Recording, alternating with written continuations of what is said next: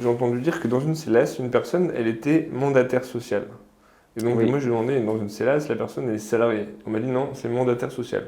Donc, j'aurais souhaité savoir quelle est la différence, notamment au niveau des droits, entre un mandataire social Et un et, salarié. et un salarié. Ouais. Alors, un mandataire social, c'est très simple. Là, c'est le code je dirais, du commerce qui prévoit.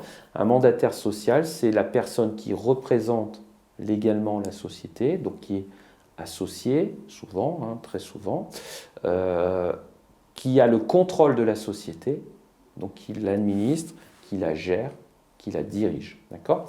À l'inverse, un salarié n'a pas ce pouvoir-là, donc c'est-à-dire qu'il a normalement un patron, il a un contrat de travail, d'accord? Et il a des obligations qui sont plus des obligations professionnelles, mais pas des obligations de direction. Ça sous-entend quoi? Ça veut dire que sur le plan légal, on va différencier le traitement du mandataire social du salarié. Le meilleur exemple, c'est qu'un mandataire social ne peut pas être éligible à Pôle emploi.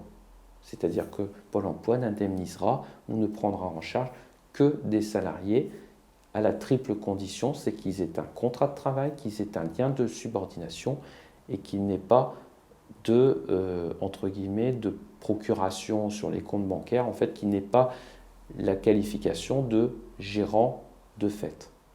D'accord? Donc, s'il n'y a pas de contrat de travail, Alors ça, s'il n'y a pas de contrat de travail, c'est un élément présomptif de dire j'ai peut-être affaire à un gérant de fait. mais c'est seulement qu'on requalifie le salarié en gérant qu'on peut retirer les droits. Exactement.